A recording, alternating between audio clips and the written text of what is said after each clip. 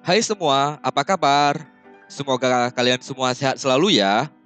Kali ini aku akan membawakan alur cerita part kedua dari serial Kingdom.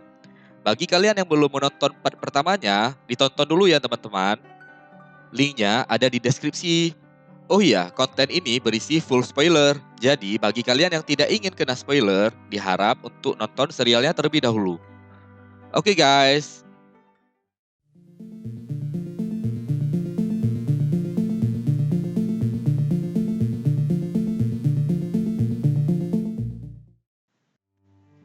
Pangeran Lee memutuskan untuk mengevakuasi warganya ke klinik karena hanya itu tempat yang paling aman. Di tengah perjalanan, para warga dibuat panik karena menemukan zombie yang tidur di bawah batuan. Mereka pun berlari untuk sampai ke klinik. Matahari pun terbenam. Para zombie mulai aktif dan mengejar mereka. Pangeran, ajudannya dan Yoshun tertinggal karena membantu warga. Syukurnya, mereka berhasil selamat karena Yongshun menggunakan senapan untuk membunuh zombie. Tampaknya dia sangat ahli dalam menggunakan senapan. Sementara itu, di kapal yang mengangkut bangsawan dan pejabat Dongnai, mereka dikejutkan oleh keberadaan zombie yang muncul tiba-tiba. Mereka pun panik hingga menceburkan diri ke sungai. Pagi hari pun tiba. Para zombie telah kembali tidur. Warga bersiap untuk makan, tetapi mereka kekurangan stok makanan. Dengan kemurahan hatinya, pangeran memberi semua stok daging miliknya untuk dimakan oleh warga. Ajudan Mo menginterogasi Yoshun perihal kelihayannya menggunakan senapan. Tampaknya ia curiga pada Yoshun. Tiba-tiba mereka dikejutkan oleh kedatangan pasukan khusus dari kerajaan. Pasukan khusus ini mengepung klinik dan meminta Pangeran Lee untuk menyerahkan diri atas dugaan pengkhianatan. Sementara itu, di kediamannya, Tuan Cho tampak menangis dan terpukul atas kematian putra sematawayangnya. Ia pun berjanji untuk membalas dendamnya kepada Pangeran Lee. Berlanjut ke klinik Jiolheon, klinik ini sedang dikepung. Tiba-tiba, pasukan khusus menyerang secara membabi buta. Tidak peduli itu anak-anak ataupun orang tua. Pangeran Lee pun menyelamatkan diri bersama rakyatnya. Pasukan ini langsung mencari keberadaan pangeran.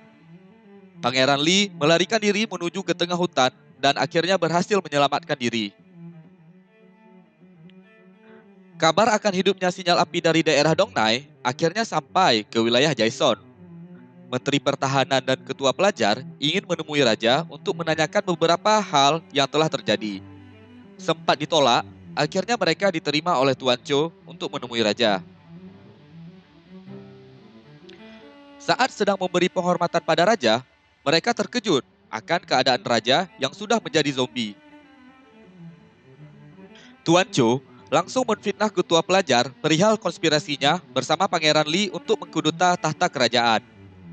Mengetahui hal itu, Menteri Pertahanan langsung memberi perintah untuk menghukum mati ketua pelajar.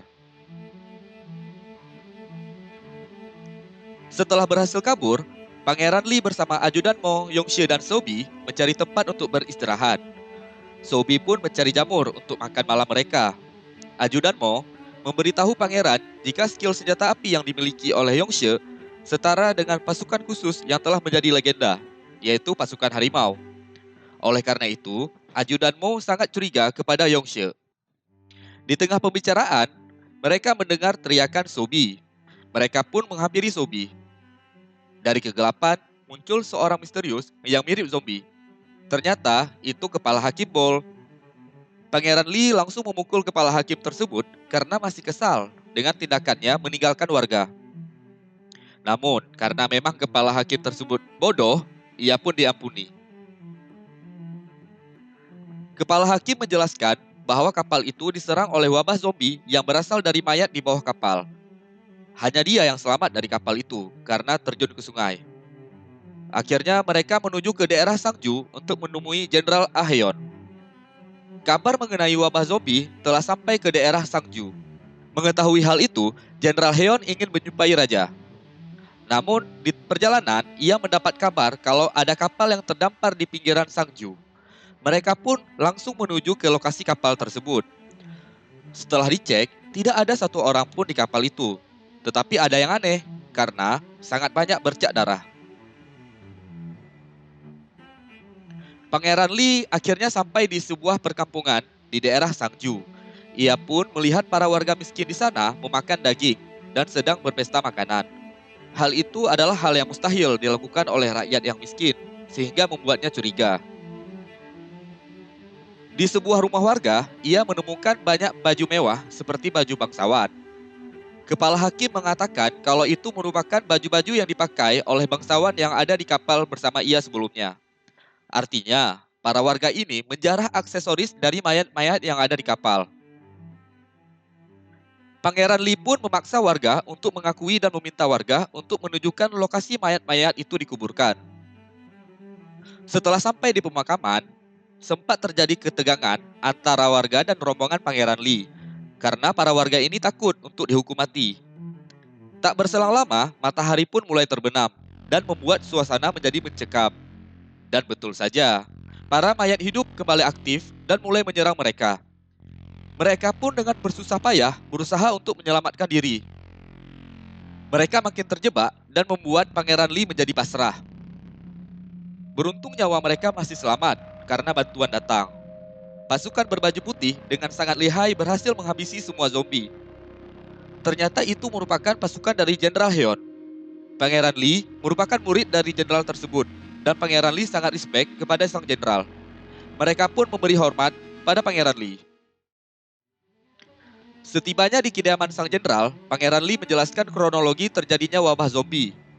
Dia juga meminta bantuan Jenderal Heon untuk membantunya menghadapi Tuan Cho. Pagi pun tiba. Yongshio pergi ke desa Sumang yang tidak jauh dari kota Sangju. Desa itu telah hancur. Ia pun flashback tentang perpisahannya dengan adiknya. Ternyata desa itu merupakan desa Yongshio itu sendiri. Sementara itu, Kepala Hakim Pal mendapat kabar dari kurir bahwa pasukan kelima tengah menuju ke Sangju untuk menangkap Pangeran Li.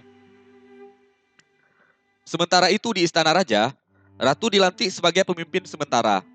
Sang Ratu atas bimbingan ayahnya mengambil kendali untuk menggantikan posisi raja yang sedang sakit. Saat itulah ia mengumumkan kepada seluruh pejabat tentang pengkhianatan Pangeran Li dan wabah penyakit yang harus dicegah. Oleh karena itu, ia mengeluarkan sebuah ultimatum untuk memblokade semua gerbang dari seluruh penjuru mata angin yang ada di kerajaan Joseon. Pasukan kelima dengan jumlah pasukan yang sangat banyak juga telah ditugaskan untuk menangkap Pangeran Li. Pasukan khusus utusan Tuan Cho tiba di Sangju dan ingin menangkap Pangeran Li. Namun, Jenderal Heon dengan tegas menolak tindakan tersebut, dan karena kesetiaannya kepada Pangeran Li, ia pun memerintahkan pasukannya untuk melumpuhkan pasukan itu. Pangeran Li juga memerintahkan untuk membuka akses masuk bagi para pengungsi agar terhindar dari wabah zombie. Tapi efeknya, bahan makanan akan cepat habis. Untuk berlindung dari serangan zombie di malam hari, para tentara dan penduduk kota Sangju bergotong royong untuk membuat benteng pertahanan dan berbagai senjata untuk menghadapi wabah zombie di malam hari. Dari Sangju, scene kembali berubah menuju Hanyang. Di kerajaan, sang ratu mendapati dirinya yang jadi bahan gunjingan dari para dayang. Mendengar semua itu, ratu pun memberi dayang tersebut sebuah pelajaran. Ia pun memberi perintah agar dayang yang dianggap lancang itu membantunya mandi dan melepaskan hanboknya atau baju tradisional yang dipakai ratu. Tanpa diduga, terkuak sebuah fakta di balik kebohongan ratu selama ini. Ternyata, selama ini ratu pura-pura hamil untuk menyenangkan ayahnya yang sangat ingin mempunyai cucu untuk menjadi penerus dari klan Cho. Kembali ke Sangju, Sobi dan Hakim Pal ingin mencari tanaman obat untuk mengobati luka pangeran. Mereka pun menuju ke lembah terlarang. Walaupun terlarang, mereka terpaksa ke sana dengan harapan menemukan tanaman obat. Bukannya tanaman obat yang ditemukan, Sobi malah menemukan tanaman pembangkit orang mati. Tanaman ini pula yang menyebabkan awal mula wabah zombie terjadi. Malam hari pun tiba. Semua orang di benteng pertahanan bersiap untuk menghadapi wabah zombie tersebut. Namun, setelah menunggu sampai pagi, wabah tersebut tidak kunjung datang. Ini merupakan hal yang aneh. Saat hendak mundur untuk beristirahat, mereka dikejutkan oleh burung-burung yang terbang secara aneh. Ternyata itu adalah serangan dari zombie. Ya, zombie itu baru bangkit di pagi hari karena musim dingin baru dimulai. Mereka pun bersiap-siap untuk hidup atau mati. Sementara itu, di lembah kematian, Sobi dan Hakim Pal masih terjebak di lembah tersebut karena ternyata mereka dikepung oleh zombie. Dan serial ini pun usai. Nah, itu dia season pertamanya. Pasti endingnya membingungkan kan? Nah, untuk season kedua, saya akan membawakan di lain waktu. Terima kasih bagi teman-teman yang sudah menonton. Jangan lupa untuk subscribe ya. Oh iya, tolong komen ya teman-teman. Bagaimana cara pembawaan alur cerita? Apakah bagus atau tidak? Tolong komen ya. Bye-bye.